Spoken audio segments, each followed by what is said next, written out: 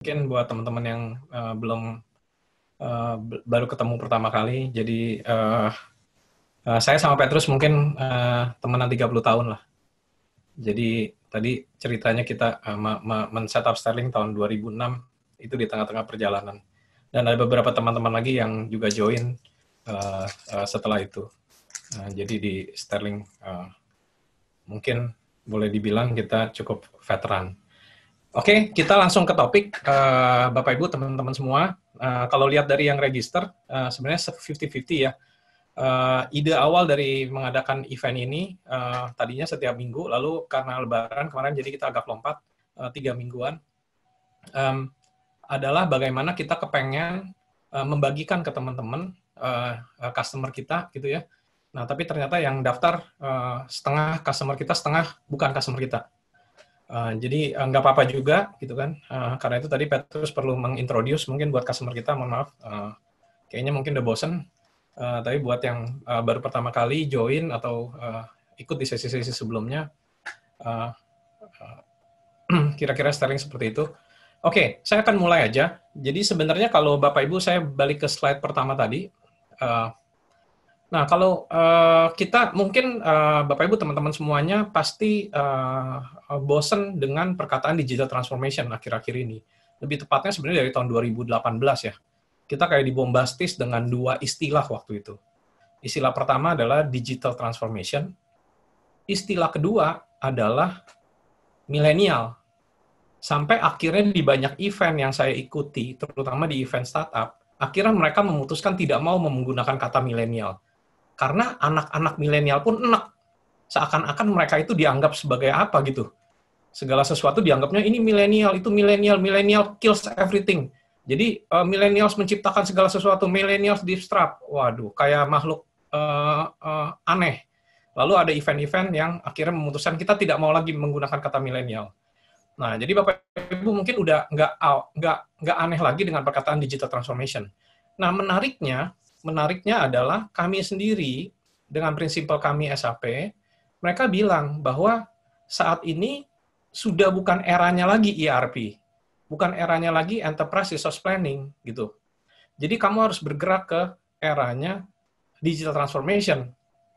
Nah, karena itu kita melihat, wah ini penting banget, kita perlu sampaikan, dan apa sih makhluk ini, walaupun ini sudah kira-kira 2 tahun berjalan, kalau di Indonesia sendiri, tapi sebenarnya di luar Indonesia sudah lebih lama. Kita akan coba lihat, dan saya akan coba mensimplify, karena memang hal ini karena baru, jadi belum terstruktur seperti ERP. Oke, nah kita lanjut dulu ya. Jadi teman-teman, karena ribut-ribut digital transformation, Bapak Ibu saya ingat buku ini. Buku yang dari dulu dari tahun 90. John Kotler ini salah satu pemikir leading change. Kalau di Indonesia, mungkin kita kenal Prof. Renald Kasali, salah satu mentor saya. Nah, leading change ini, dia bilang bahwa sesuatu yang konstan, ya perubahan. Jadi pasti berubah terus. Nah, jadi kalau hari ini kita terjadi bahwa perusahaan harus mengadopt digital transformation, transformasi digital, sebenarnya another change, perubahan yang lainnya sih, perubahan yang lainnya. Nah, kalau menurut John Kotler, jadi dia bilang perubahan itu nggak bisa dihindari kalau mau survive, ya kan? Tapi kadang-kadang perubahan itu difficult, painful, and slow. Nah, salah satu catatan dia, sebenarnya dia tidak menggunakan kata ini. Ini saya mengutip dari salah satu bekas atasan saya waktu saya masih kerja profesional. Dia bilang, kalau kamu nggak bisa lakukan perubahan, create crisis. Nah, dengan adanya crisis, otomatis berubah. Karena ada pain. Tapi kalau nggak ada pain, dia sulit untuk berubah. Nah, jadi intinya Bapak Ibu, sebenarnya apa yang kita hadapi dengan istilah digital transformation, itu bukan hal yang baru. Nah, kita nonton video dulu ya, biar nggak terlalu stres.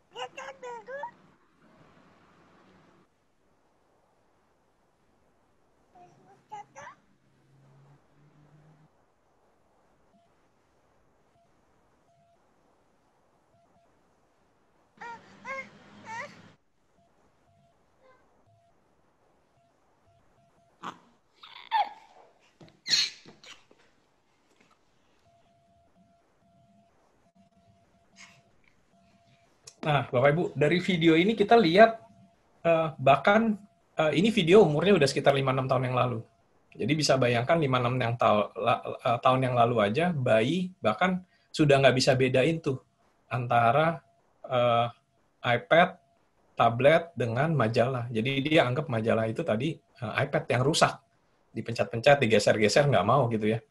Oh yang ini rusak. Sampai dia cobain jangan-jangan jari saya yang rusak. Dia sampai pencet-pencet kakinya tadi. Enggak, jari saya nggak apa-apa. Jadi ini majalah ini adalah iPad yang rusak. Nah, poinnya adalah mungkin buat dia nggak berubah. Tapi buat kita ada iPad lagi nih. Ada lagi yang harus kita pelajarin. Oke, nah kita lihat ke belakang sedikit. Tadi kalau Petrus sudah jelasin, jadi saya ingat tahun 60. Jadi sebenarnya apa yang kita bicarakan dengan digital transformation, nggak aneh sih Bapak Ibu. Jadi tahun 60-an, 50-60 kita mulai nih, ada mainframe. Ya kan? Lalu kita ke mini komputer, lalu ke workstation, ke PC. Nah, zaman tahun-tahun kita ke workstation ini, ke personal computer, nah ini tahun-tahun di mana Microsoft muncul. Dan kita ingat banget waktu itu Microsoft dibully lah dalam tanda kutip oleh IBM, bahwa apa nih yang kamu bikin cuma buat main game aja, personal computer, ya kan? Tapi Bill Gates bilang nanti seluruh rumah pasti ada komputer. Padahal dulu di kantor aja belum semua kantor ada komputer. Nah, sampai akhirnya hari ini kita jadi satu sensor, satu keping doang gitu ya. Nah, kalau kita lihat dari semuanya ini, dari history yang udah pernah terjadi, sebenarnya apa yang kita definisikan dengan digital transformation ya another perubahan. Cuman platformnya aja yang berubah. Tapi istilahnya lebih keren aja sekarang. Istilahnya digital transformation. Kalau dulu mungkin komputerisasi istilahnya. Ya, dan kita kalau teman-teman yang umurnya udah mirip-mirip saya mungkin juga ingat. Tahun-tahun 2000 malah kita mengalami satu hal yang agak bombastis ya Bapak Ibu. Di mana waktu itu kita bilang ada millennium bugs. Bahwa komputer-komputer zaman dulu tuh dibikinnya kurang. Cuma 2 digit buat tahunnya. Sehingga nanti waktu tahun 2000 masuk ke 00, akan problem. Jadinya karena jadi tahun 1900. Nah, kita rame-rame tuh melakukan migrasi besar-besaran komputerisasi. Nah, waktu itu bisa terjadi nggak? Bisa, karena semuanya diharuskan untuk migrasi di titik yang sama. Di tanggal 1, bulan 1, tahun 2000. Saking khawatirnya komputernya, sistem pabriknya bahkan tidak bisa support untuk tanggal yang baru. Oke, nah begitu juga. Nah, ini salah satu yang tadi saya cerita. Jadi, kalau kita melihat, saya salah satu melihat perusahaan yang saya cukup kagum adalah IBM. Walaupun dia sempat membuli Microsoft, tapi dia sustain sampai hari ini. IBM itu umurnya 100 tahun, Bapak Ibu. Dan dia bukan perusahaan makanan, atau dia bukan perusahaan konstruksi, atau dia bukan perusahaan minyak yang umur 100 tahun, sampai hari ini juga minyak masih tetap kita gunakan. Tapi dia perusahaan IT, Bapak Ibu. Nah, kalau Bapak Ibu nanti sempat dan bisa pelajarin bagaimana dia berinovasi terus dari sampai dia cuma mesin tik sampai akhirnya dia punya mainframe sampai ke personal computer sampai akhirnya dia berani masuk ke business consulting mengakuisisi salah satu Big Five tahun 90 lebih itu sampai awal tahun 2000 untuk masuk ke consulting. Nah, sampai hari ini mereka berani menjual divisi, kita tahu sekarang divisi notebooknya, dan server kecilnya juga bahkan sekarang sudah sudah dijual ke Lenovo, sekarang under Lenovo. Jadi berapa kali IBM melakukan perubahan, mengikuti tadi perubahan secara teknologi. Sampai hari ini IBM termasuk one of the biggest corporation masih. Dan industri sekarang semua ke cloud, mereka juga ke cloud. Dan mereka saat ini mengakuisisi begitu banyak software-software untuk SaaS, software as a service ya, untuk menghadapi masa depan. Nah, ini salah satu perusahaan yang saya pikir dia berubah terus. Dan yang bikin dia hebat, dia malah perusahaannya adalah perusahaan IT. Bukan perusahaan sesuatu yang fix. bikin mobil gitu kan. 50 tahun masih ada, 60 tahun masih ada mobil. Oke. Nah, nggak seru kalau kita cuma lihat dari sisi hardware. Kita juga harus lihat dari sisi software untuk membawa kita memahami sebenarnya apa itu digital transformation jadinya. Makhluk apaan? Nah, jadi pada waktu zaman mainframe di tahun 60-90, nah, kita melihat kenapa sih terjadi ini? Karena waktu itu ada industrial automation, di mana waktu itu pabrik mobil harus produksi banyak, segala macam. Nah, sehingga kita booming di sini, di tahun 60 sampai 80. Lalu, karena kebutuhannya akhirnya ke semua industri, maka lahirlah client server dan internet tahun 90, tahun 2000. Nah, di titik inilah, tahun 80-90 ini, di titik inilah industrinya ERP mulai berkembang. Kalau kita belajar mengenai software enterprise resource planning, itu diawali oleh bagaimana perusahaan-perusahaan mulai mengotomisasi prosesnya dia, penjualan bagaimana, inventory gimana, sampai akhirnya dihubungkan semua, sehingga terjadilah ERP. Makanya kalau kita juga melihat ke belakang, SAP sendiri 50 tahun sampai hari ini. Jadi sekitar tahun 70-80 ya SAP sendiri. Nah, lalu berlanjut dengan perkembangan internet di tahun 90 sampai tahun 2000-an, maka sekarang kita berubah lagi nih ke tahun 2000 dan 2010. Di mana istilahnya sudah ke mobile. Wah, teknologinya mobile udah hadir gitu ya. Kita bisa pakai mobile bukan cuma buat main. Jadi sebenarnya Bapak Ibu, kalau Bapak Ibu ingat, ini sama persis waktu teman-teman mobile keluar, semua bilang mobile buat apa? Ya buat telepon. Terus buat apa lagi? Oh, buat main game, gitu kan? Buat gantinya PlayStation, buat gantinya Xbox. Tapi ternyata di luar dugaan, kita sudah berpikir ini akan buat bisnis. Kenapa? Karena sama halnya yang sebelumnya terjadi di tahun 90, di mana waktu itu PC baru ditemukan. Dan waktu itu seperti yang kita tahu tadi, kita udah bahas juga bahwa IBM waktu itu sempat bilang Microsoft PC itu cuma buat main game, gitu kan? Microsoft cuma buat main game. Nah, jadi hal yang sama sebenarnya terjadi lagi, bukan hal yang baru. Nah, di titik inilah karena teknologinya berkembang, semua kita terkoneksi, istilahnya udah di cloud gitu ya, dan kita bisa mengumpulkan data yang bukan sekedar, kita tidak bicara lagi mengenai data-data di dalam perusahaan kita, tapi kita bicara mengenai data yang di luar perusahaan kita juga. Nah, karena itulah, sekarang inilah makanya disebut dengan, diberikanlah istilah digital transformation. Nanti kita bahas kenapa dia disebut digital transformation. Jadi sebenarnya digital transformation ini bagaimana kita memanfaatkan teknologi-teknologi yang ada sekarang, Bapak Ibu. Nah, cuma sebutannya aja digital transformation. Bagaimana kita menggunakan mobile, smartphone, cloud computing, big data untuk perusahaan kita, Nah, nanti kita bisa berdiskusi. Pak, kalau saya mau langsung ke digital transformation gimana, Pak? Kalau saya business process automation-nya aja saya belum ada. Nah, mungkin nanti sambil saya coba jelaskan akan terjawab nih. Nah, lalu terus kemana lagi gitu loh? Kita belum selesai dengan cloud, mobile data, belum selesai dengan digital transformation. Saya juga sama teman-teman di Sterling, kita juga baru belajar, masih baru belajar, berusaha ngerti apa ini gitu kan, 4-5 tahun yang lalu. Lalu tiba-tiba muncul lagi, SAP bilang, oh sekarang tidak digital transformation lagi, Andi. Itu sudah telat, itu sudah barang basi. Sekarang namanya intelligent technology. Perusahaannya namanya intelligent enterprise. Waduh, apa lagi nih? Gitu kan. Jadi kadang-kadang Bapak Ibu teman-teman tidak heran kalau manajemen di dalam corporation, apalagi yang sangat merasa bahwa, waduh saya nggak ngerti IT, saya nggak ngerti apaan itu, saya gaptek. Sulit sekali bisa mengadaptasi. Karena bahkan perubahan-perubahan yang tadi itu semakin lama semakin cepat. Buat kami pun yang sudah berkecimpung bolak-balik mengalami beberapa kali perubahan dalam hidup kami, tetap saja kami bilang, ini apaan lagi gitu kan. Nah, akhirnya di-describe bahwa yang namanya intelligent technology itu beginian nih, katanya. Ada machine learning. Jadi data yang dikumpulin, nanti mesin yang mengambil keputusannya. Nah, nanti ada yang namanya IoT nih. IoT nih, Bapak Ibu mungkin sekarang udah paham sih sama istilahnya, tapi bingung aja, ini apaan semuanya gitu kan. Nah, IoT itu apaan? Internet of Things. Ini kita diskusikan ini sebenarnya udah 20 tahun lalu. Jadi semua orang-orang teknologi waktu itu berpikir, enak juga nih, kalau peralatan semua pada ngobrol sendiri, kita nggak usah urusin. Nah, hari ini kita akhirnya nyampe juga ke titik ini. Nah, termasuk di dalamnya blockchain dan lain-lain. Dan lain-lain ya, jadi kita juga punya seperti voice recognition, kayak gitu-gituan ya. Bapak Ibu ya. Nah, cuma intinya dengan slide ini sebenarnya slide dari SAP. Dengan slide ini saya harapin kita bisa terbantu juga. Oh, sebenarnya yang dimaksud dengan digital transformation itu posisinya di sini. Dengan intelligent technology itu intelligent enterprise itu maksudnya ini. Nah, apakah kita bisa mengapply dua-duanya atau kita harus mengapply salah satunya dulu? Kita bisa bahas dan diskusikan juga. Dan ini yang menarik justru Bapak Ibu.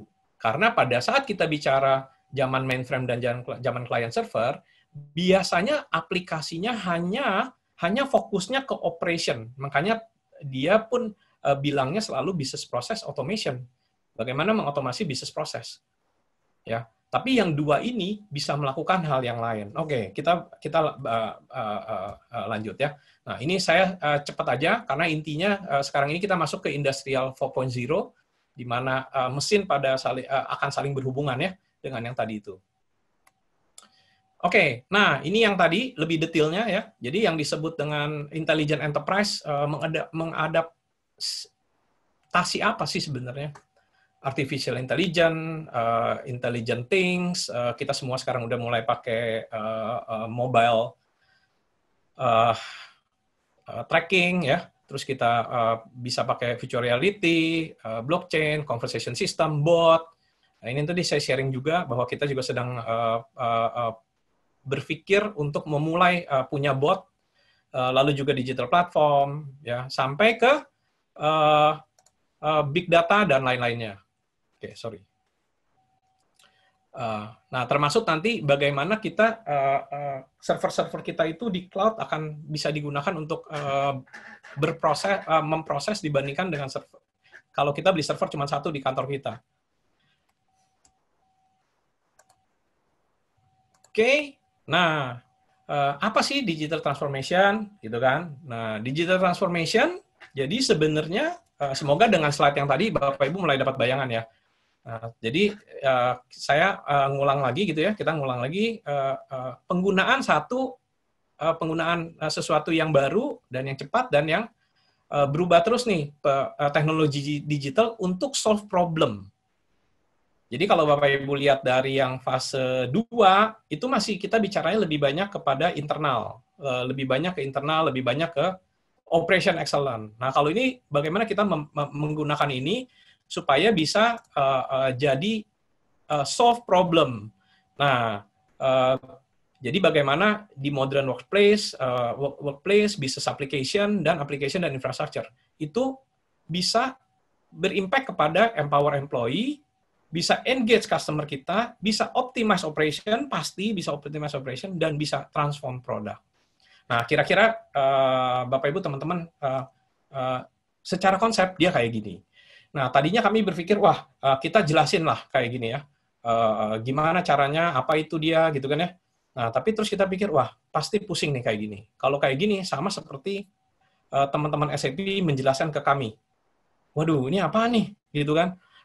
Masih di awang-awang. Oke, kita ngerti sih, mengempower employee, engage customer, optimize operation, dan transform product. Transform product nih udah di luar pemikiran kita. Apa nih, gitu kan. Nah, oke, karena itu hari ini kita coba sama-sama bahas. Saya akan coba kasih 3 contoh, dan salah satunya termasuk apa yang kami Sterling lakukan dalam konteks ini. Oke? Nah, kalau kita melihat, jadi dari tadi itu ya, jadi kalau kita melihat, kita punya digital business strategy. Semua perusahaan jadi harus memiliki ke depan, memiliki digital business strategy. Which is tadi istilahnya digital transformation, ya. Nah, digital business strategy secara konsep akhirnya akan terbagi jadi dua hal. Bagaimana kita menggunakan digital untuk mengoptimalisasi, untuk mengoptimize, dan yang kedua bagaimana menggunakan digital buat transform. Nomor 1, bagaimana improve productivity dan product. Nomor 1. Nomor 2, better customer experience. Tentu saja Bapak Ibu, yang ini kita bicara soal ERP juga, benar ya? Kalau kita bicara soal sales system, sales order, purchase order, inventory system, bagaimana nge-track status production order. Nah, itu semua sebenarnya digital optimization ini masuk ke dalam ERP, bagian dari bagiannya lah dari digital optimization, sebenarnya bagaimana menggunakan IT buat mengoptimize. Cuman karena, balik lagi, karena istilah kerennya sekarang digital transformation, jadi kita pakailah digital transformation. Tapi sebenarnya saya pengen mengingatkan, sebenarnya ini bukan barang baru, dan mungkin teman-teman, Bapak Ibu udah lakuin semua dengan cara mengimplement SAP Business One, gitu kan. Customer experience juga gitu. Jadi kita bisa tahu customer-nya statusnya sampai di mana, kita nggak tagih lagi, kalau dia punya utang, dia udah bayar, jadi kita nggak diomelin sama dia, gitu ya. Nah, yang terakhir, tapi yang menarik di digital transformation adalah bagaimana si alat-alat yang tadi kita bahas itu di depan, itu bisa jadi produk baru atau jadi service baru. Jadi dengan teknologi bisa menghasilkan produk dan service yang baru yang kita nggak pernah bayangin selama ini. Nangkep ya Bapak Ibu ya? Nah, which is dengan ERP, mungkin kita nggak bicarain itu. Mungkin nggak sampai situ. Dengan ERP, bagaimana kita mengoptimize bisnis proses kita yang sudah ada. Nah, tapi dengan tools yang tadi itu, dengan AI, segala macam lah ya, dengan peralatan IoT, nah bagaimana secara produk dan service kita itu bisa ada yang baru? Atau bagaimana malah bisa lebih terbentuk bisnis model baru? Nah, mungkin Bapak Ibu teman-teman langsung nangkap, oh kalau gini perusahaan startup nih Pak, ini perusahaan startup, bukan perusahaan saya bukan perusahaan startup Pak, saya nggak bisa bisnis model baru Pak. Nah, jadi menarik Bapak Ibu, sebenarnya tujuan dari digital transformation itu adalah yang sebelah kanan. Nah, kalau ditanya apakah satu dua saya harus lewatin dulu, menurut kami sih rasanya harus. Nah, kenapanya nanti kita bisa diskusi sambil tanya jawab, dan nanti Bapak Ibu bisa punya jawaban sendiri setelah kita lihat apa sih sebenarnya nih, kok bisa sih menciptakan produk dan service yang baru, dan new business model, bahkan menciptakan bisnis model yang baru. Oke.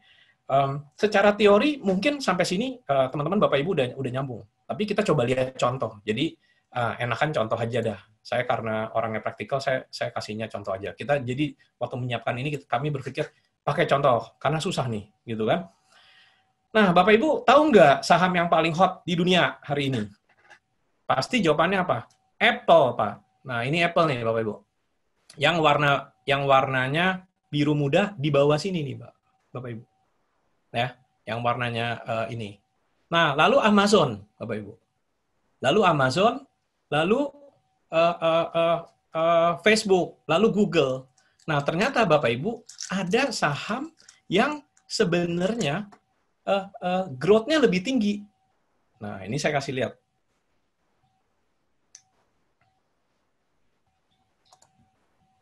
Oke. Nah, ternyata Bapak Ibu, nanti Bapak Ibu bisa, teman-teman bisa pelajari lagi. Jadi, Domino Pizza itu ternyata growth-nya tinggi sekali. Dan valuasi sahamnya sejak tahun 2008 sampai 2018, itu salah satu yang terbesar, bahkan mengalahkan banyak perusahaan startup, banyak perusahaan teknologi. Nah, dia ngapain sebenarnya Bapak Ibu? Nah, sebenarnya dia ngapain sih? Nah, apakah dia berubah jadi perusahaan IT? Oh, kita rubah deh, jangan jualan pizza lagi. Semua orang udah jualan pizza, udah banyak banget gitu ya. Sebenarnya enggak. Jadi ini adalah bisnis model kanvas dia pada waktu dia melakukan transformation. Pada waktu dia melakukan transformation, dia bilang, core produk saya apa? Tetap pasta, pizza, salad. Ya udah, tetap saya jualannya ini. Ya. Tapi customer value proposition-nya saya apa? Nah, bagaimana di masa digital, ya customer saya bisa feel good, fast, seamless, dan easy. Menurut dia, value proposition dia ini. Tapi yang dia jual tetap apa? Tetap barang-barang ini. Nah, cuman yang menariknya Bapak Ibu, dia perbaiki communication-nya. Jadi dia perbaiki desainnya segala macam. Di tahun 2008 itu Domino Pizza ini mengalami problem sekali. Bahkan makanannya pun waktu itu menurut mereka tidak enak. Nanti teman-teman bisa nonton banyak videonya mereka, video-video zaman tahun itu.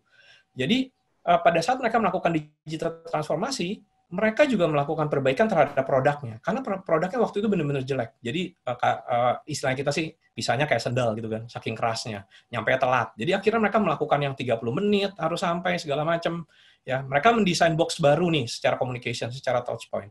Tapi yang menarik, Bapak Ibu, dia menambahkan juga value added service. Jadi school lunch lah, Domino wedding.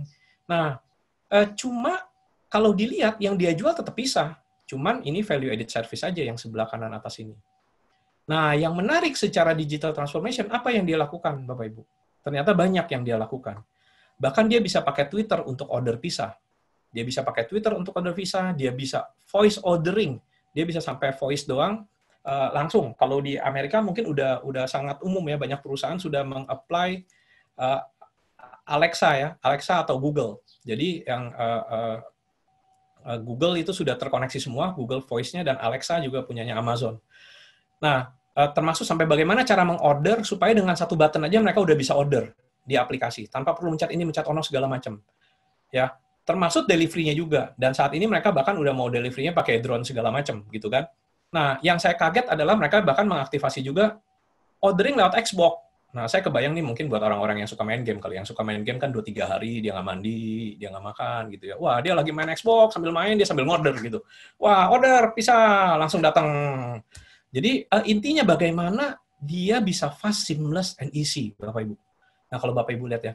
Nah, di value added service ini, salah satunya adalah dia mengaktifkan ini, Bapak Ibu. Smart Track My Pizza. Nah, mungkin sekarang kita udah nggak aneh. Karena kita bisa tracking barang kita. Kalau kita ngorder barang di Tokopedia dan marketplace lainnya, kita bisa tracking ya. Barang saya udah sampai mana nih, Bapak Ibu? Nah, yang menarik adalah yang dia lakukan adalah nggak sekedar itu, Bapak Ibu. Yang dia lakukan nggak sekedar untuk tracking itu. Nah, jadi pada saat dia ngelakuin ini ya, apa yang dia bilang? Dia bilang, kita gradually change kita punya business model dari pizza maker to a delivery and tech company. Tapi tech company-nya apa? Tech company itu bagaimana mendeliver pizzanya. Jadi dari tadinya bikin pizza, apakah dia produknya jadi nggak bikin pizza lagi? Tetap, Bapak Ibu, dia tetap bikin pizza. Tapi bagaimana pizzanya ini di-delivery dan jadi menggunakan teknologi. Ya. Nah, ini yang tadi ya, customer value proposition-nya, bagaimana supaya customer itu bisa ngorder dari mana aja, seamless dan lain-lain gitu ya. Nah, ini yang menarik Bapak Ibu, yang tracking. Nah, kalau yang tadi kan tracking, ini udah sampai mana, dikirimnya segala macam ya. Nah, di mereka itu, mereka sampai bikinkan track your order. Track your order ini sebenarnya, kalau saya mikir waktu lihat ini 3 tahun lalu, wah ini mah untuk manufaktur. Jadi Bapak Ibu bisa tracking, kalau ordernya sekarang lagi di oven nih. Sekarang your order is on the way. Nah, yang ini masih lagi dinyalain yang kiri. Nah, ini dia nyala-nyala nih. Jadi kalau kita masuk ke website kita atau ke aplikasinya, kita bisa cek bukan pada saat ordernya dikirim. Terus kita bisa lihat pengirimannya, delivery-nya sampai rumah kita. Tapi sampai proses pembuatannya. Dia lagi dipanasin, lagi dipanggang, udah selesai Bapak Ibu. Which is ini sebenarnya fokusnya kan harusnya ke perusahaan manufaktur. Kan kalau dia kan bikin ini paling cuma berapa menit, 5 menit, 10 menit paling ordernya. Tapi dia kasih, Bapak Ibu. Sehingga si customer tuh punya, kalau kita bilang, operation excellent, otomatis ya, dengan teknologi ini, walaupun kelihatannya ini back office ya, urusannya back office. Tapi kedua, yang kami lihat, wah ini keren sekali. Kenapa? Transparansi, Bapak Ibu. Dengan memberikan prosesnya di open ke customer, customer bisa tahu loh, kalau ada problem di internal operation saya, kok ini nggak nyambung-nyambung, kok dia nggak selesai-selesai di panggangnya. Nah, jadi dia berani ngelakuin sampai di fase itu, sampai di operationnya dibuka istilahnya, dapurnya lah prosesnya dibuka. Ya, nah ini salah satu yang banyak orang mengapresiasi karena lebih advance dibandingin kompetitor-kompetitor dia. Nah, terus akhirnya jadi si Patrick Doyle ini, CEO-nya bilang, we are as much a tech company as we are a pizza company. Jadi kalau dibilang, apakah Domino Pizza hari ini tech company? Enggak sih, dia jualan pizza. Tapi dia bilang, tapi kita juga technology company. Kenapa? Karena dia ngelakuin semua hal itu. Ngelakuin semua hal itu, dan itu terlihat dari teman-teman bahwa 800 orang yang bekerja di Domino Pizza Headquarter, itu 400-nya kerjanya di software dan analitik, Bapak Ibu. Jadi betapa komitmen dari top manajemennya itu, saya mau ini, saya mau ini, saya mau ini, saya mau ini, tapi di-execute. Di-execute benar-benar sampai kelihatan di task force-nya. Nah, ini jadi si Patrick Doyle ini sebenarnya direkrut Bapak Ibu pada saat si Domino ini sedang masalah-masalahnya di 2008. Jadi akhirnya dia sampai 2018 masanya dia adalah masa yang paling bagus buat si domino pisau ini, si domino pisah ini. Jadi share-nya yang tadinya cuman $10, nah pada saat dia keluar itu $200-an, Bapak Ibu. Bayangin. Padahal dia ngapain sih? Emang dia tech company? Enggak, dia jualan pisah. Tapi dia tetap perbaiki. Dia punya makanannya yang tadinya kurang enak, pisahnya tetap harus diperbaiki. Nah, ini artikel masa-masa itu, jadi sebelum dia keluar dari Domino Pizza, How Domino Transfer into E-commerce Powerhouse whose product is Pizza. Ya, nah Bapak Ibu yang menarik, nah saya suka ikut juga di acara-acara digital transformation. Nah, yang paling bahaya adalah teman-teman di sini banyak yang saya percaya banyak yang business owner, banyak yang top management. Dengar satu seminar, pulang langsung panggil orang IT. Di sini juga saya percaya banyak orang IT.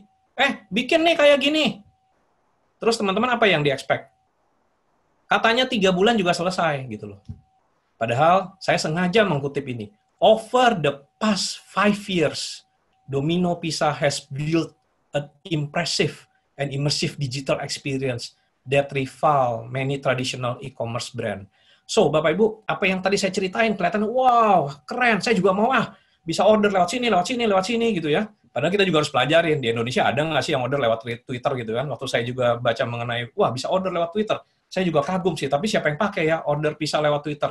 Nah, tapi yang Xbox, saya masih masuk akal sih. Wah, kayaknya banyak yang main game. Dia nggak mandi 2 hari, 3 hari nggak keluar dari kamar, dia ngorder lewat Xbox. Masa suruh dia ke komputer, cari komputer, nggak ada, adanya di Xbox. Nah, so, Bapak Ibu, it's a long journey. 5 tahun. Dan saya percaya mereka nggak lakuin langsung satu titik. Mereka betulin ini, perbaiki ini, termasuk perbaiki yang tadi itu, operation excellence-nya di belakang. Operation excellence-nya, bagaimana manggang pisahnya supaya benar, supaya step-nya bagus, baru dia bisa expose data itu ke si customer, waktu customer mau order. Kan kalau dianya aja masih nggak bisa comply dengan standarnya internal dia, bagaimana dia mau open ke luar. So, menarik ya Bapak Ibu ya. Nah, kami di Sterling selalu coba melihat dari 2 sisi Bapak Ibu. Teknologi itu selalu menarik untuk dibedah, diimplement. Tapi sebenarnya dia punya sisi lain, kita bisa bilangnya sisi gelap lain yang tidak mudah untuk diimplementasikan. Oke, ini contoh satu. Sayang kita eventnya offline nih, jadi saya nggak bisa stop dulu, komunikasi dulu sama teman-teman, mesti lanjut terus ya. Jadi saya nggak tahu dari respon teman-teman, wow, atau gitu doang, gitu ya. Saya nggak tahu responnya, ya kan. Oke, kita lanjut. Nah, kita kalau teman-teman lihat ini, Bapak Ibu lihat ini, terus Bapak Ibu bilang gini, yang jadi menurut yang slide tadi itu, dia ada di mana Bapak Ibu? Nah, si Domino Pizza ini ada di mana? Di sini loh Bapak Ibu. Dia ada di new product dan service. Dia nyediain service bagaimana supaya ordernya bisa lebih baik. Dia nyediain service supaya saya happy. Saya bisa lihat pizza saya lagi dipanggang, kompornya lagi nyala, lagi dibikin gitu ya. Sampai jadi udah, terus lagi dikirim, sekarang sampai rumah. Dan Bapak Ibu, itu tahun 2015 loh. Apa yang tadi saya cerita itu mereka achieve di tahun 2015. Jadi bayangkan loh, kita nggak bicara hari ini. Kalau hari ini Bapak Ibu cuma bilang, gitu doang, gitu kan. Mereka tuh achieve di tahun 2015. Karena mereka mulai itu dari tahun 2008-2009. Nah, tapi apakah yang 4 mereka achieve nih, si Pizza Hut ini? Saya rasa enggak ya. New business model rasanya enggak. Dia tetap jualannya pizza. Terus dia tetap ada tokonya buat panggang-panggangnya. Dia juga tidak buang tokonya, sehingga kita nggak perlu toko lagi. Kita offline aja semua, gitu ya. Dan karena konsep 30 menit, janji 30 menit delivery-nya itu, saya rasa dia juga tetap harus buka di mana-mana, di area yang dekat. Kalau nggak, dia nggak bisa apply 30 menitnya, saya rasa. Ya. Nah, tapi apakah digital optimization-nya dia perbaiki? Saya rasa benar loh, walaupun sebelumnya dia sudah punya ERP nih, tapi dengan dia bisa improve productivity-nya, dengan dia bisa better customer service karena bisa di-tracking dan lain-lain, bisa order lewat Xbox.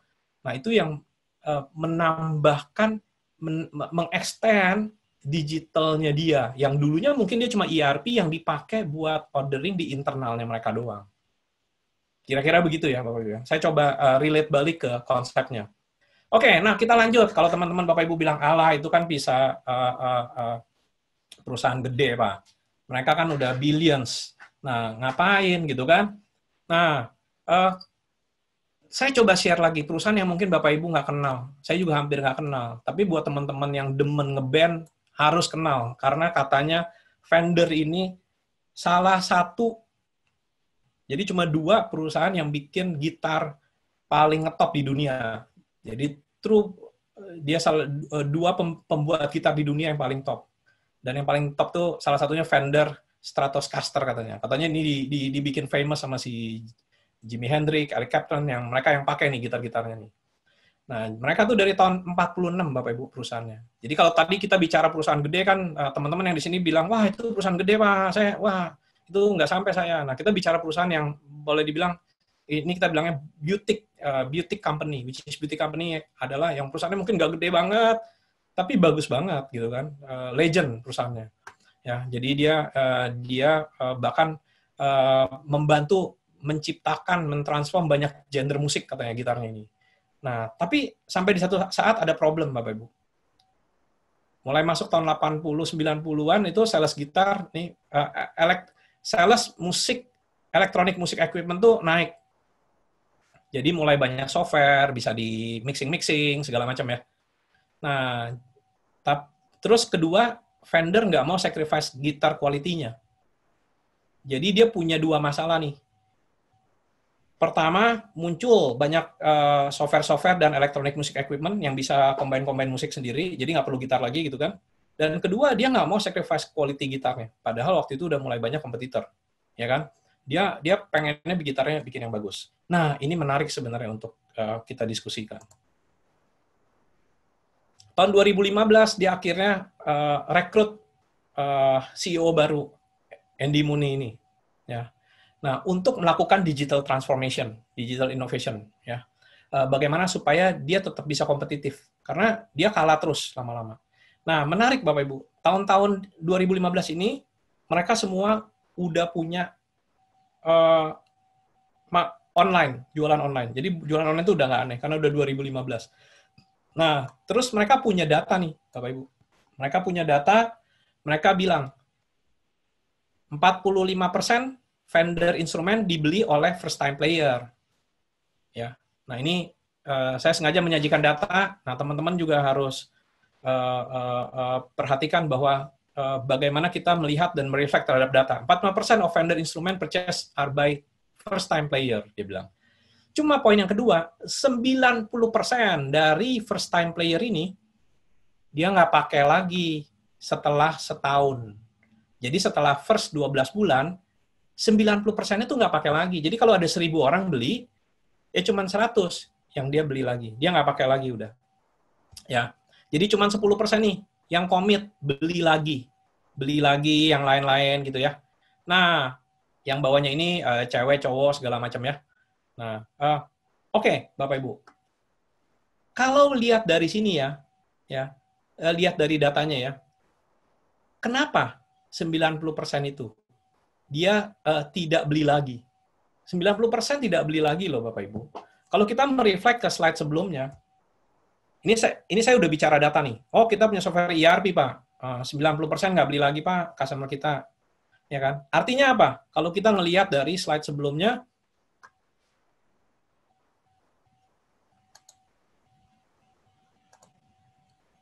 kalau kita lihat dari bisa bantu ke slide sebelumnya. Oke. Nah, kalau kita lihat dari slide sebelumnya, vendor bilang dia tidak mau sacrifice gitar quality-nya, ya kan? Dia nggak mau sacrifice. Nah, karena dia nggak mau sacrifice, Bapak Ibu ya, berarti kesimpulan kita apa? Kalau 90% dia nggak balik lagi. Gitarnya terlalu bagus, Pak, belum rusak, jadi ngapain saya beli lagi, gitu ya? Bener nggak? So, akhirnya keputusan kita bisa apa? Kita turunin aja kalau gitu quality-nya. Bener nggak, Bapak Ibu? Nah, ini yang kami diskusikan. Wah, kalau gitu bisa salah loh. Ini datanya 90% lo tepat, tapi salah kita ngambil insight-nya. Karena kita rasa kita bikinnya kebagusan sehingga mereka nggak balik lagi di tahun kedua, karena masih bagus. Ternyata, Bapak Ibu, sayangnya tidak dijelaskan kenapa mereka bisa sampai ke insight yang ini. Mereka bilang, itu first time player itu, dia benar-benar abandon, artinya dia tidak main lagi. Karena dia baru pertama kali belajar gitar. Jadi orang belajar gitar kayak kita, setahun nggak tahan, habis itu udahan. Saya nggak mau main gitar lagi. Akhirnya, impact-nya apa? Dia tidak beli apa-apa lagi ke vendor tahun depannya. Karena tahun pertama aja, dia sudah stop main gitarnya. Nah, sayangnya dia tidak menjelaskan kenapa insight-nya bisa ke sana dengan data yang sama. Bukan ke, kalau gitu saya buang aja, saya turunin aja, downgrade aja, biar tahun kedua dia belanja lagi. Nah, Bapak Ibu yang menarik, dengan insight yang itu, apa yang mereka lakuin? Apa yang mereka lakuin, Bapak Ibu? Yang mereka lakuin adalah, kalau gitu bagaimana caranya kita membuat si user kita nih, yang first time player kita ini, bertahan di tahun pertama. Supaya dia tetap pakai gitar kita di tahun pertama. Problemnya apa? Belajar gitar susah, Pak. Ya kan? Bosan juga. Akhirnya Bapak Ibu, mereka bikin aplikasi vendor. Mereka bikin aplikasi vendor yang gratis buat pemula. Supaya mereka bisa membantu melewati user-user ini 12 bulan pertama. Dan guess what? Hasilnya, setelah mereka kasih software itu, apa yang mereka dapat? Yang tadinya cuma 10%, tahun depannya customer mereka kembali beli, akhirnya jadi 20%, Bapak Ibu. Karena dibantu dengan software buat mereka belajar gitar. Ya mungkin belajarnya Twinkle Twinkle Little Star kali ya tiap hari. Karena itu yang paling gampang kan, supaya tetap happy orangnya. Nah, tapi poinnya adalah dengan teknologi yang ada, dia ngelakuin itu bagaimana sih ya dia bisa lebih engage dengan customer-nya, yang akhirnya naikin sales-nya dia. Ya. Nah, setelah dia lakukan itu, apa Bapak Ibu? Akhirnya dia rilis software-nya dia berbayar. Buat siapa? Buat yang advance, yang udah lebih dari 12 bulan, bayar subscription. Which is, kalau saya nggak salah ingat, $9,9 per bulan. Nah, jadi dari pelajaran vendor ini sangat menarik. Dia perusahaan kecil yang nggak banyak orang yang tahu. Tapi ternyata dia bisa menggali nih, Bapak Ibu. Jadi dia sudah punya improve productivity, dia udah punya e-commerce, dia udah jualan. Nah, bagaimana dia bisa nge-serve, ya, poin 2 ini, bagaimana dia bisa better serve customer experience-nya. Yang pada akhirnya, dia ngapain Bapak Ibu? Dia jualan produk baru loh, kalau yang vendor ini. Dia jualan produk apa? Dia jualan software as a service. Software apa? Software belajar gitar. Which is yang selama ini, mereka nggak pernah ada revenue dari situ. Dan di bisnis modelnya otomatis berubah nggak? Otomatis berubah, Bapak Ibu. Yang tadinya cuma jualan perangkat, sekarang dia jualan training. Jualan aplikasi, jualan training. Which is bisa dikembangin kemana-mana lagi nantinya. Bikin marketplace buat guru-guru musik, bikin segala macam. So, nah, jadi kalau kita lihat dari 2 contoh kasus itu, sangat menarik digital transformation ini. Di mana yang satu fokus lebih kepada bagaimana meng-enhance experience customer-nya, dan menciptakan service baru yang sebenarnya masih menjual produk yang sama. Tapi di sisi lain, si vendor ini, dia bisa menciptakan produk baru sebenarnya, which is bentuknya service, yaitu training. Yang selama ini mereka jualannya produk, justru jualannya gitar. Dan mereka menciptakan bisnis model baru. Dan bisnis model yang mereka ciptakan ini yang luar biasa, Bapak Ibu. Subscription base, which is bulanan. Dan kalau saya boleh kasih teman-teman insight, bagaimana memikirkan ke depan menjalankan bisnis secara subscription base. Karena masa depan adalah subscription. Ya. Oke, dari 2 itu kita bisa tarik sebenarnya Bapak Ibu. Kita boleh punya data individual unit of information. Jadi 100.000 apa gitu kan. Baru ada data sales-nya. Oh, ada data sales nih, 100.000, datanya benar gitu ya. Ini bisa dari software kita, bisa dari ERP, bisa dari Excel, bisa dari mana aja. Ya. Tapi dengan data yang sama aja ya, tadi kita belajar khususnya dari kasus vendor ya, dengan data yang udah korek, dengan information yang udah korek, 10% loh Pak, cuma yang kembali di tahun kedua untuk belanja gitar lagi, atau belanja alat yang lain, kita bisa punya knowledge yang berbeda. Ya. Nah, dengan punya knowledge yang berbeda, akhirnya narik insight-nya pun bisa berbeda loh, Bapak Ibu. Jadi, bagaimana akhirnya kita bisa menarik insight dari data dan informasi yang dibawa ini. Nah, jadi kalau Bapak Ibu teman-teman lihat dari 2 kasus di atas, bisa saja kita punya kasus vendor yang lain persis sama, tapi proses digital transformation-nya bisa beda. hasilnya bisa beda. Mungkin hasilnya dia tidak membuat aplikasi baru. Mungkin hasilnya dia lain lagi. Dia bikin yang lain. Kira-kira seperti itu dari yang kita. Nah, menyambung dari dua itu, saya pengen sharing secara umum. Jadi apa yang udah terjadi sekarang? Amazon, dia udah mulai menggunakan artificial intelligence untuk pecat unproductive employee buat di lapangannya, buat yang kirim-kirim barang. Karena mudah sekali buat Amazon. Dia tinggal hitung, satu orang harus 10 packingnya. Dia nggak 10, dihitung pakai mesin, dihitung pakai kamera, nggak tercapai, langsung surat peringatan 1, di bayangannya saya ya. Mungkin persisnya nggak begitu. Surat peringatan 2, surat pemecatan, selesai. Jadi udah nggak manusia lagi yang pecat. Menyedihkan, tapi mungkin secara productivity kita melihatnya menarik, gitu ya. Walaupun Amazon termasuk salah satu perusahaan yang paling dikecam di dunia. Workplace-nya, situasi tempat kerjanya. Saya rasa karena hal-hal seperti ini. Oke, tapi kenyataannya it's happen. Itu sudah terjadi maksudnya. Itu sudah terjadi. Nah, yang kedua, di company yang sama, Amazon. Nah, ini akhir tahun lalu, Amazon scrap AI recruiting tools-nya karena dia bias waktu recruiting. Dia pengennya rekrutnya kebanyakan cowok, jadinya bias terhadap cewek. Akhirnya dia nggak pakai lagi. Nah, dua ini saya kasih masukan ke Bapak Ibu untuk menunjukkan bahwa sometimes teknologi baru itu nggak perfect. It's a long journey. Nah, dalam perjalanannya, kita nggak bisa cuma beli, langsung apply, implement. Unless produk yang sudah seperti tadi itu, fase yang sudah jadi, seperti ERP. Kita bicara SAP mungkin udah lebih mudah, karena udah jadi, tinggal apply. Bahkan kadang-kadang saya masih agak bingung kalau ada yang bikin ERP baru, karena itu udah given SOP-nya. SOP-nya udah given, udah kebanyakan udah standar gitu ya. Tapi kalau kita bicara mengenai AI itu bisa banyak hal yang diimplement. Nggak bisa kita beli langsung kita pasang mungkin saat-saat ini ya. Mungkin 10 tahun lagi bisa, karena sudah terbentuk. Pengennya buat apa. Nah, yang menyedihkan adalah ini Bapak Ibu. Jadi 3 tahun yang lalu kami terus ngikutin mengenai ini. Kami juga mau bicara ini dengan teman-teman customer juga, kita juga bingung masih. Ini tuh barang yang sangat unik, sangat unik. Nah, ternyata Bapak Ibu, ini 2017, 2018 semua rame-rame pengen meng-apply. Perusahaan-perusahaan gede mau meng-apply digital transformation namanya, apapun itu. Nah, kami belum tahu dalamnya apaan aja nih yang mereka lakuin, tapi intinya mereka sampai loss GE, Ford, segala macam sampai loss 1,3 triliun into transformation initiative. Ya, 70%-nya 900 billion was wasted on failed program. Nah, jadi menarik loh Bapak Ibu. Nah, balik lagi, kita di Sterling selalu, of course, kita harus jualan. Pada saat kita jualan, kita harus promosi lah ya. Nah, tapi pada saat kita bikin event-event kayak gini, kita selalu bilang, sisi kiri, sisi kanan, are you ready internally, apakah company-nya ready? Karena beli software tuh bukan sekedar software.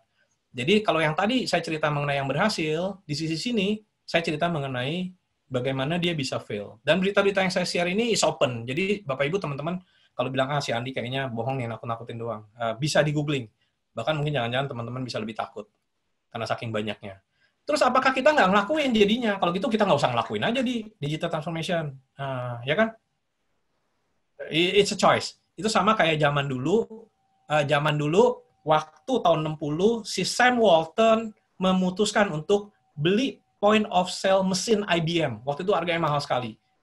Untuk Walmart. Pada saat itu si kompetitor dia nomor 1 tidak mau beli. Jadi waktu itu Walmart bukan nomor 1. Nah, hari ini Walmart termasuk yang frontliner karena dia berani mutusin pada saat tahun 60-an itu. Nah, akhirnya kita bahas ke titik ini. Kalau gitu kenapa suatu sistem itu sukses? Ya, jadi Bapak Ibu kalau ngikutin dari awal ya, jadi, apapun istilahnya digital transformation, ERP, artificial intelligence, intelligent enterprise, apapun istilahnya sebenarnya ya kita mengimplement IT system. Cuman tools-nya aja beda sekarang. Tools-nya beda, device-nya beda, dulu di mesin gede, di mesin kecil, lama-lama di handphone, lama-lama di jam tangan. Nah, sebenarnya selalu kita nggak boleh lupa bahwa ada tools, dan tools ini yang berubah selalu. Hardware-nya berubah, software-nya berubah, proses Ada proses. Proses ini bisa berubah juga. Karena dulu kita nggak ngerti ISO, sekarang kita ngerti ISO. Bisa berubah juga. Cuman tidak sedrastis tools-nya. Tapi jangan lupa selalu ada people-nya, Bapak Ibu. Ada people-nya. Dan makanya tadi kenapa Amazon masih scrap dia punya AI recruitment tool bias ke cewek. Ya mungkin aja kita juga selama ini manusia secara rekrutmen begitu juga. Terutama buat teman-teman IT ya. Seberapa banyak sih cewek di industrinya IT gitu kan, balik lagi. Bukannya saya bias ya, tapi kenyataannya kayak gitu. Nah, bisa aja mesin itu ngelihat bahwa kenyataannya kayak gini, saya ngikutin gitu kan. Nah, tapi intinya it's all about culture pada saat kita meng-apply sistem. Jadi apakah digital transformation-nya sukses? Yang tadi saya sharingin 2 company atau fail perusahaan-perusahaan besar ini, itu sama seperti kalau kita bicara implementasi ERP. Andi, saya implement SAP, oke. Saya implement SAP, biasa-biasa aja. Saya implement SAP, nggak jalan, saya buang tuh. Produknya sama. Saya nggak mau nyebut brand. Produknya sama, si A, si B, si C, gitu kan. Tapi di company A bisa bilang sukses, hebat, powerful. Di B bilang biasa aja. Di C bilang, jelek, saya buang, gitu kan. Nah, jadi 30 tahun kami berkecimpung, 300-an perusahaan, kami ngelihat akhirnya it's all about culture. It's all about culture. Jadi teman-teman boleh punya komitmen beli, tapi mesti pertimbangin people dan culture di dalam company-nya. Nah, hari ini saya nggak punya kesempatan untuk bahas. Terus kalau gitu, kalau kita mau lakukan digital transformation, terus saya mau ngapain aja sih? Tapi intinya, step-nya, Bapak Ibu, kalau step-nya 4 yang gedenya sih. Ini yang saya ambil termasuk, ada banyak teori sebenarnya, Bapak Ibu. Nah, tapi yang saya rasa lumayan komplit ini sih. Jadi nomor 1, mindset. Mindset-nya kita, nah kalau tadi Bapak Ibu ngikutin apa yang saya bicarain ya, apa yang saya sharingin, yang kita bahas di Sterling, digital transformation itu is not about ada software, panggil, SAP, pasang, jeder, selesai.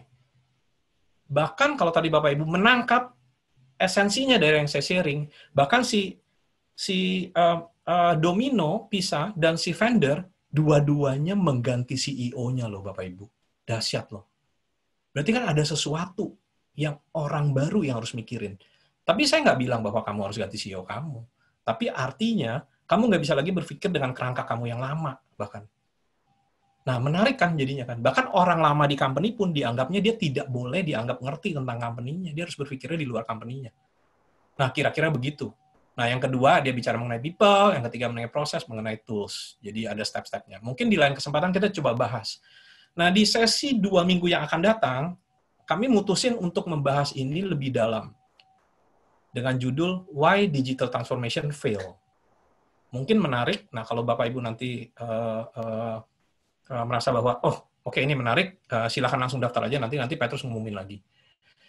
Nah, ini saya cuma mau sekelebatan aja, bahwa mengenai implementasi ERP, Bapak Ibu, mengenai implementasi ERP, saya nggak bicara digital transformation, karena data digital transformation itu masih sedikit sekali, karena sedikit banget masih perusahaan yang mencoba mengadopt. Ya. Nah, kalau Bapak Ibu lihat, ini dari tahun 94 sampai tahun 2015, research-nya 21 tahun, namanya yang research itu Standish Group, judulnya Chaos Report. Nah, dia itu mengkategorikan 3 kategori. Implementasi ERP itu fail, challenges, dan successful. Saya nggak akan bahas, tapi intinya kalau Bapak Ibu lihatin ya, ERP itu teknologi 20 tahun yang lalu. Kenapa implementasi hari ini 2015 masih bisa ada yang fail? Masih bisa ada yang challenges. Dan suksesnya itu masih 30% doang. Nah, ini yang kita akan bahas 2 minggu lagi. Kenapa? Teknologinya 20 tahun yang lalu loh. Teknologi 20 tahun. Bayangkan bagaimana kita mau meng-apply teknologi yang sekarang nih, yang baru, yang katanya intelligent enterprise. Chatbot, nanti chatting nggak usah punya customer support, nanti dipakai aja langsung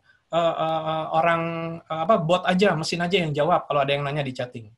Nah, bagaimana kita mau adopt teknologi yang baru? Kalau teknologi yang 20 tahun lalu aja implementasinya masih cukup ada tantangan ya, cukup ada tantangan. Nah, terakhir kami pengen sharing dari apa sih yang Sterling udah ngelakuin. Mungkin kan teman-teman bilang, kamu cerita ono, cerita ini. Jadi dari teori yang berat-berat dengan istilah yang susah-susah, yang saya juga berasa kok istilahnya aneh-aneh gitu kan. Kita berusaha turunin, kasih contoh, Dengan yang satu bagaimana mengimprove dia punya proses, yang satu bagaimana dia membuat service baru, menghasilkan produk baru, bentuknya software gitu. Nah, terus kita berusaha men-sharingkan apa sih yang udah dilakuin sama kamu, Di. Nah, kita kan perusahaan IT. Kita ngapain gitu kan? Kita ngapain nih menghadapi perubahan-perubahan ini juga gitu kan. Nah, ini yang saya coba mau sharingkan. Jadi kalau bicarain ini jadi menarik karena setiap perusahaan unik. Nah, ada 3 hal sebenarnya. Yang pertama, saya saya pikir teman-teman ada baiknya menerima nih. Wah, teknologi berubah lagi nih sekarang. Udah kayak gini. Jangan-jangan saya ERP saya aja masih berantakan nih, gitu kan. Nah, jadi gimana kita berbenah untuk berubah. Nah, ini video ini menarik, Bapak Ibu. Video ini video Bluebird sebenarnya.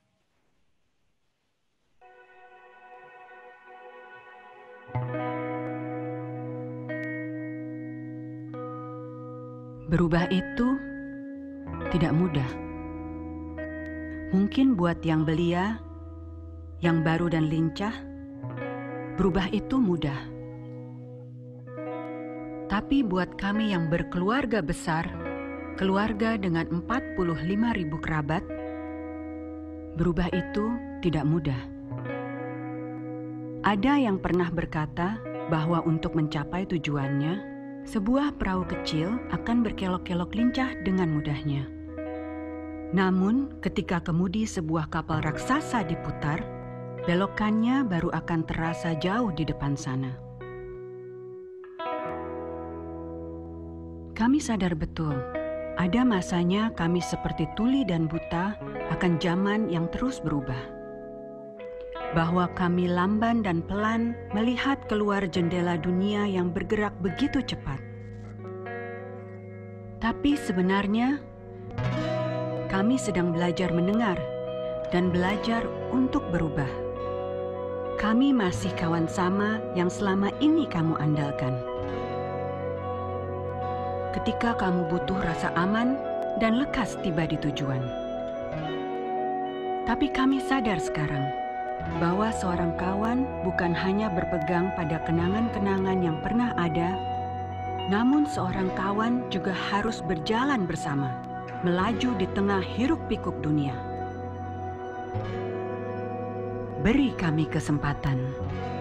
Kami ingin bersama-sama ikut pertandingan. Kami sedang berbenah, karena kami mau berubah. Nah, Bapak Ibu, video ini saya diputerin juga waktu itu di salah satu event komunitas. Dan video ini 3 tahun lalu, Bapak Ibu. Kalau Bapak Ibu ingat, video ini 3 tahun lalu itu zamannya Bluebird lagi pukul-pukulan di jalanan sama teman-teman ojek online. Nah, jadi kalau saya lihat video ini waktu itu, wah, ini video keren sekali, dibikin dengan sangat baik, dipikirin setiap kata-katanya yang bacanya Bu Noni sendiri, CEO-nya Bluebird. Nah, hari ini Bapak Ibu, kita tahu Bluebird masih bertahan. Dan dia tahu bahwa dia harus berubah. Dia harus berubah dengan semuanya, segala macam, dengan kondisi ada semuanya yang online-online ya. Bahkan kita nggak berbicara bahwa transportasi online kan sebenarnya juga tidak masuk dalam konteks legal kan. Itu yang diperdebatkan mereka kan sebenarnya kan. Ini kan tidak legal, saya yang legal, saya bayar segala macam. Mereka nggak bayar, tapi mereka dibiarkan gitu kan. Nah, tapi mereka akhirnya nerima. Nah, jadi nomor satu, kita juga harus bisa nerima. Oke, kita kondisinya kayak gimana nih sekarang? Nah, kalau teman-teman merasa bahwa kondisi teman-teman baik-baik aja, ya mungkin Bluebird juga kalau waktu itu masih menganggap dia baik-baik aja, dia nggak ada mungkin hari ini masih. Tapi saya yakin, saya pribadi yakin sekali, yang membuat dia bertahan sampai hari ini adalah culture-nya sebenarnya. Culture-nya. Yang membuat kita balik lagi akhirnya. Semua kita di airport balik lagi, ngantri lagi di Bluebird lagi. Dulu kita nggak ada yang ngantri lagi akhirnya di Bluebird, zaman pertama kali taksi online. Oke, nah kami melihat, oh teknologinya shifting ke cloud nih. Udah nggak ada lagi on-premise. Nah, kami terus, oke, kalau gitu kita mesti pelajarin ke cloud. Apa sih ke cloud? Nah, kita adjust. Jadi sebelumnya kami dari tahun 2006 yang tadi Petrus cerita itu, sampai sampai sekitar 4 tahun lalu, kami fokus hanya service. Kalaupun kita punya produk, itu produknya hanya POS, dan lebih banyak kita selalu ke service-nya sebenarnya, ke implementasinya. Teman-teman yang customer kita paham banget, customer retail. Nah, lalu kami adjust. Kami adjust kemana? Nah, kami bilang, oh kalau gitu kita harus menyediakan SAP Business One yang versi cloud. Buat siapa? Buat orang-orang yang nggak terlalu banyak usernya, cuma 1-2 user aja dia butuhnya. dia nggak butuh SAP yang sampai mesti di custom. Dia butuh yang standar aja. Seperti software-software standar lainnya. Karena usernya cuma sedikit. Nah, lalu kami rilis lah SAP Business One Cloud 3 tahun lalu. Terus kami bilang, akan ke mobile nih, gitu ya. Tadi kan juga kan digital transformation salah satunya apa? Teknologi mobile. Nah, kita bilang, kalau gitu akan ke mobile. Karena gitu, kalau itu semua pos kita harus kita convert ke mobile. Buat siapa? Buat pengusaha lain, kalaupun di mobile belum bisa dianggap sebagai software serius, karena masih dianggapnya buat mainan aja gitu kan. Nah, hari ini kami punya 1, 2, 3, 4, 5, 6, 7, 8, 10 aplikasi di Google. Walaupun pertamanya kami rilis Airi POS ini. POS ini POS buat warung buat mom and pop store yang sampai hari ini pun masih kami kasih gratis buat nolong mereka supaya mereka ngerjain, mencatat dia punya stok dan dia punya jualan sehingga dia tahu untungnya berapa. Nah, tapi secara tidak langsung Bapak Ibu, dahsyat. Ternyata orang kenal Sterling sekarang banyak karena aplikasi-aplikasi ini. Karena iReply sendiri udah hampir 200.000 Bapak Ibu yang download seluruh dunia. Yang Pro udah hampir 200.000. Dan kalau di total semuanya, kita udah hampir 500.000 lebih aplikasi kita di download orang. Belum yang ngeliat di Google Play, belum yang ngeliat di website-website orang lain. Jadi secara nggak langsung pada saat kita transisi, ternyata kita menciptakan sesuatu yang baru. Kita menciptakan sesuatu yang baru. Jadi kita melakukan marketing pada saat kita melakukan, kita membantu orang lain. Nah, akhirnya kita ngelakuin branding, dan yang tadi, Bapak Ibu, transparansi. Apa sih transparansi? Dulu orang selalu nanya, kerjaan kamu kayak gimana sih, Di? Kamu ngomong selalu bagus aja, gitu kan? Padahal saya juga nggak pernah ngomong bagus sih. Padahal kalau saya bilang nggak bisa, saya bilang nggak bisa. Saya yakin Petrus dan teman-teman di Sterling juga gitu. Pak, itu nggak bisa dilakukan. Pasti kita bilang nggak bisa. Nah, transparansi di sini apa, Bapak Ibu? Hari ini Bapak Ibu bisa lihat ratingnya semua aplikasi kita. Open. Jadi waktu saya nyiapin artikel ini, saya mikir, wah, sama nih, gila. Kita berani ngelakuin apa yang dilakukan oleh si Pisa Domino loh. Padahal kita waktu itu juga nggak siap-siap banget sih. Cuman kita bilang aja sih, bikin aplikasi, publish, gimana nolong orang. Lihat komen-komen orang. Nah, kita terima ribuan komen, mesti gini, jangan gini, jangan gitu. Bagaimana kita membuat itu menjadi produk yang ngikutin kemauannya customer jadinya. Nah, dalam proses itu kita belajar. Nah, dan jangan lupa Bapak Ibu, akhirnya kita juga menjual juga. Seperti iPro ini, kita jual. Walaupun subscription, saat ini Rp500.000 per tahun per device. Jadi kalau Bapak Ibu punya warung kecil-kecilan, yang pengen pakai POS, bisa tahu stoknya, kalau punya makanan bisa dipotong langsung, resepnya boleh pakai yang Pro. Sebulan cuma 41.000 kira-kira bayarnya. Sudah bisa cek di portal, jadi ceknya dari mana aja, nggak usah datang ke toko. Nah, jadi secara tidak langsung kami menciptakan revenue baru. Dari yang tadinya full jualan service, akhirnya kita jualan ke produk. Nah, ini contoh salah satu software lainnya, ada di yang tadi juga, Stock Opnam, Bapak Ibu, kalau Bapak Ibu belum tahu. Ini kita ada eventnya 3 minggu lalu, kalau nggak salah. 3 minggu atau 4 minggu lalu. Jadi, program ini khusus buat Stock Opnam aja. Buat Stock Opnam, tadinya buat customer kami bikinin gimana caranya buat Stock Opnam pakai mobile nih, colokin handphone apa pakai kamera, ke gudang langsung opnam gitu kan. Nah, akhirnya terus kita lihat, oke, ini kita bikin aja buat semua orang. Kita bikin buat semua orang. Hari ini nih, kemarin saya baru ngambil nih Bapak Ibu, 31 Mei, 72.000 Bapak Ibu, 72.500 downloadnya. Dan lihat Indonesia ini yang kadang-kadang membuat saya sedih. Indonesia cuma 24.000, padahal saya udah berbusa-busa di banyak komunitas. Software gratis buat opnam, jangan setahun sekali opnamnya, 3 bulan sekali, sebulan sekali. 24.000 cuma Bapak Ibu Indonesianya. Yang lain sisanya United States ranking 3. Nah, jadi ini yang kami di Sterling ngelakuin. Nah, ini yang tadi Petrus bilang juga. Terus kita bilang, kita punya skill gimana nih? Kita harus bangun terus. Akhirnya kami bikin ini, SAP Business One Tips. Nah, mungkin customer kita juga kadang-kadang nggak berasa waktu dia googling, ternyata dia dapat ini. Hari ini Bapak Ibu, ini kami bangun 3 tahun setengah. Hari ini 350 konten tips mengenai SAP Business One. Dan hari ini, website ini jadi salah satu website SAP Business One yang nomor 1 di dunia, bukan di Indonesia doang. Jadi kalau orang nyari tipsnya SAP Business One, salah satunya yang keluar pasti website ini di halaman 1. Kenapa? Kami coba share apa yang kami bisa, apa yang kami mampu. Tujuannya sebenarnya buat nolong customer kami tadinya. Tapi akhirnya saya yakin teman-teman di sini yang bukan customer kami pun, yang mungkin kebetulan pakai SAP Business One, akhirnya ketemu website ini. Dan mereka belajar. Terus ada teman lain yang bilang, kamu gila kali, Di. Bikin ini, terus kasih orang gratis. Nanti kamu dapat uang dari mana? Well, mungkin ini bagian dari transparansi yang kita lakuin, dari proses transparansi yang kita lakuin. Di saat yang sama sebenarnya Bapak Ibu, teman-teman, hal ini membuat tim internal kita terpacu. Karena setiap kali mereka mau sharing tips, mereka udah ada tipsnya. Wah, yang saya tahu, saya tulis, saya udah ada. Saya mesti cari dong tips yang lain yang belum ada. Nah, loh, ya kan? Nah, kita berharap dengan secara otomatis akan improve juga secara internal. Nah, ini yang tadi Petrus, sampaikan. Jadi sebenarnya, minggu lalu, Bapak Ibu, minggu lalu kita baru saja meluncing lagi software lain lagi, namanya iRip Invoice. Karena banyak teman-teman yang pakai di warung, yang pro, wah ini jualannya cash semua ya, saya pengen ada utang piutangnya nih, gitu kan. Di warung ada piutang, banyak yang utang juga, saya nggak bisa monitor. Oke, kalau gitu kita kasih software tambahan deh. Jadi yang butuh utang piutang nanti nyambungnya ke software yang ini untuk tracking utangnya. Nah, baru aja minggu lalu kami rilis lagi software ini. Di saat pandemi, kata orang-orang, di saat pandemi kamu nganggur, saya sih bingung sih. Kita malah lebih stres daripada saat biasa. Jadi artinya teman-teman setelah kita accept kondisi kita berubah, terus gimana kita bisa accelerate dengan new process, new product, new service. Tujuannya digital transformation itu menciptakan ini sebenarnya. Bagaimana prosesnya kita improve, produknya kita improve, service-nya kita improve.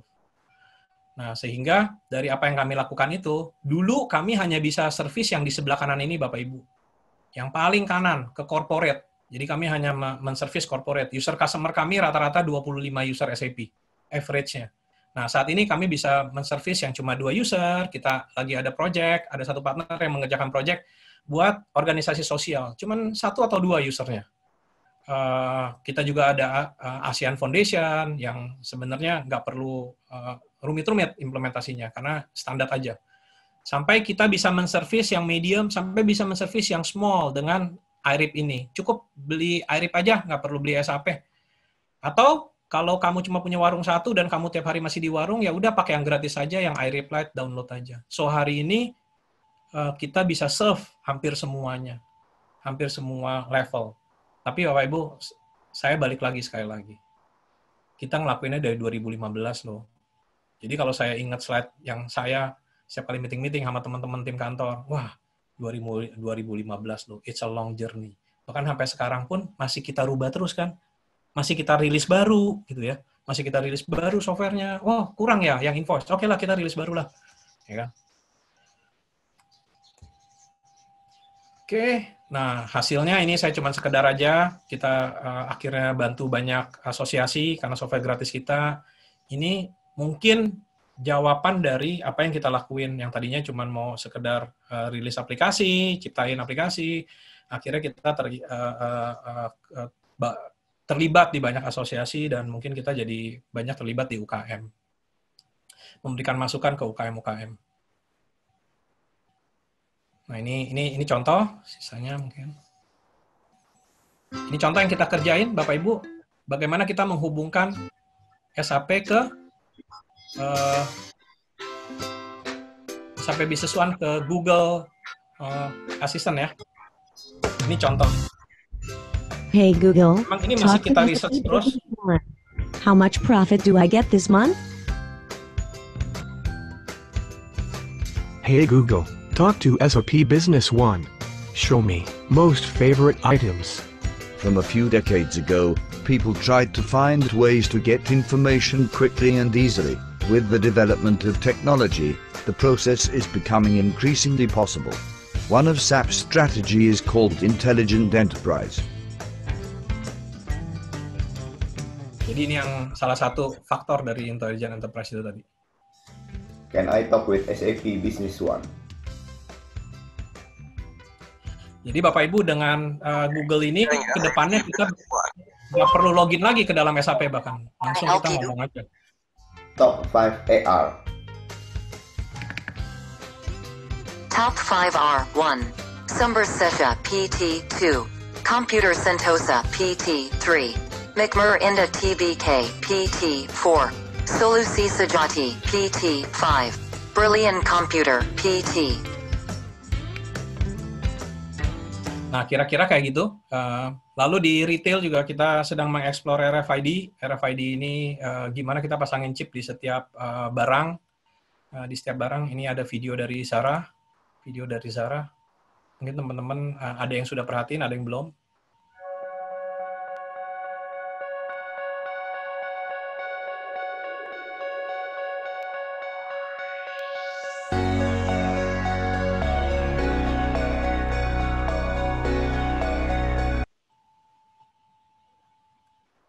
Sorry, kok ke-skip ya? Bisa tolong playin?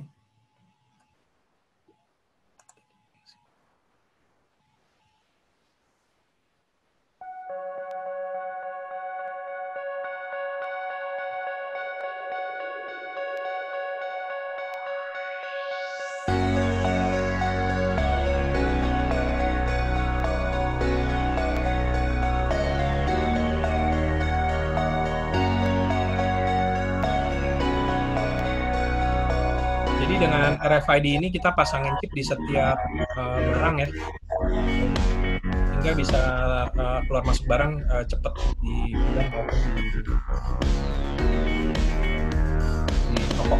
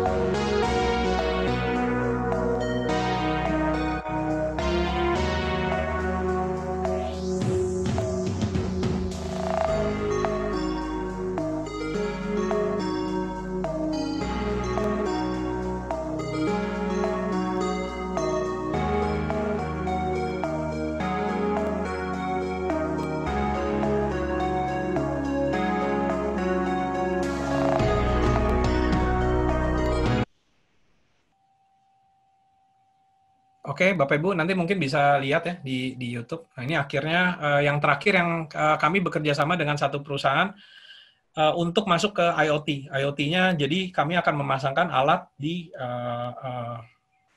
peternakan ayam ya. Kebetulan kami banyak peternakan ayam. Jadi kita akan memasangkan alat ini dan kita bisa dapat suhu, humidity, seperti itu, dan kita akan connect-kan dengan SAP-nya sehingga kita bisa tahu kenapa kandang ini banyak ayam yang mati. Oh, karena suhunya seperti ini, humidity-nya seperti ini, seperti itu. Jadi ini yang kami dari Steering lakuin. Nah, beberapa konklusi, ya, the success of digital transformation is a contingency upon both of dedicated investment to build digital capability, dan yang paling penting ini adalah inilah Bapak Ibu, close alignment with the company business model. Nah, justru banyak hal yang tidak terjadi karena kadang-kadang manajemen pikir dengan membeli sesuatu otomatis bisa jalan. Padahal sebenarnya harus didiskusikan, harus dipikirin sama-sama ya. Jadi bagaimana bisa align dengan company business model. So special advice to IT member, karena saya yakin banyak yang orang IT juga di sini. Ini yang tadi accept, adjust, accept that you are important. Semakin kemari, kalau teman-teman benar-benar ngikutin ya, semakin manajemen itu butuh orang IT. Butuh orang IT yang ngerti, karena dia cuma bisa ngomong bisnis kadang-kadang. Ada banyak manajemen yang cuma bisa ngomong bisnis. Jadi bagaimana kita sebagai IT punya role menerjemahkan bahasa IT ke bahasa bisnis, dan suka nggak suka, Bapak, Ibu, teman-teman yang IT, adapt and adjust, understand business, upgrade communication skill. Ini udah mandatory. Kalau kalian nggak bisa, bagaimana company kalian mau survive ke depan. Karena ke depan company kalian itu akan benar-benar depends on IT. So, sekarang saatnya orang IT di depan. Ini salah satu hal yang sangat penting menurut saya, dan Indonesia sangat ketinggalan. Makanya divisinya IT di banyak perusahaan di Indonesia selalu masih aja, dan banyak yang masih aja di bawah accounting. Padahal kalau teman-teman Bapak Ibu dengerin ini, mana mungkin divisi IT itu di bawah accounting. Karena dia harus mikirin semuanya, bahkan mikirin bisnisnya, bukan operationnya doang, udah mikirin ke depannya. Ya, jadi ini special advice to IT member, saya nggak pernah bosen ngomongin ke orang-orang IT. Terus terakhir, change is inevitable, balik lagi, faster and faster, accept, just do it consistently, data, information, knowledge, and insight. Kira-kira kayak gitu, Bapak Ibu. Saya balikin ke slide terakhirnya untuk supaya Bapak Ibu ingat bahwa yang tadi kita bicarain nih, yang digital transformation dan intelligent enterprise. Terima kasih, saya balikin ke Petrus. Mungkin waktunya kelewat ya.